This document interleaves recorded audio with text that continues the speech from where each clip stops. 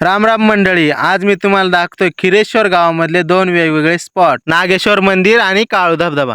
आता येऊन पोहोचलो आपण नागेश्वर मंदिरात. मित्रांनो, नागेश्वर मंदिराचा इतिहास सुमारे 1100 वर्षापूर्वीचा आहे आणि ते शिलाहार वंशातील राजा झुंज यांनी 10व्या शतकात बांधले होते. आणि हा मंदिर हरिश्चंद्रगडाच्या पायथ्याशी असलेल्या खिरेश्वर गावात आहे बरं का. हा एक हेमाडपंथी मंदिर आहे. त्याची स्थापत्य शैली कर्नाटक, द्रविड किंवा कदम शैलीपासून प्रेरित मानली जाते. मंदिराचे बांधकाम, कोरीव काम आणि शिल्पे हे शैव आणि नाथ परंपरेशी संबंधित असल्याचे दर्शवते. हे मंदिर पितृदोषाच्या निराकारासाठी प्रसिद्ध आहे आणि आजकाल त्याची दुर्व्यवस्था झाली असली तरी आजही अनेक ट्रेकर्स आणि भक्त या ठिकाणी भेट देतात. तुम्ही पण या. आता आम्ही चालू काळू धबधबा. मंदिराच्या थोडा पुढून गेला का एक रस्ता आहे, तिथून काळू धबधब्याला जातात. तुम्ही खालच्या बाजूने लय वेळा काळू धबधबा बघितला असेल, पण वरून कसा दिसताय चला मी तुम्हाला दाखवतो. सध्या पाणी कमी आहे त्याच्यामुळे रिव्हर्स वॉटरफॉल वाणी काही व्ह्यू येत नाही. आणि ही बघा काळू नदी हरिश्चंद्रगडावरून उगम होऊन वाहत वाहत खाली कोकणात जाते. आणि हा बघा काळू वॉटरफॉलच्या शेजारी असलेला धबधबा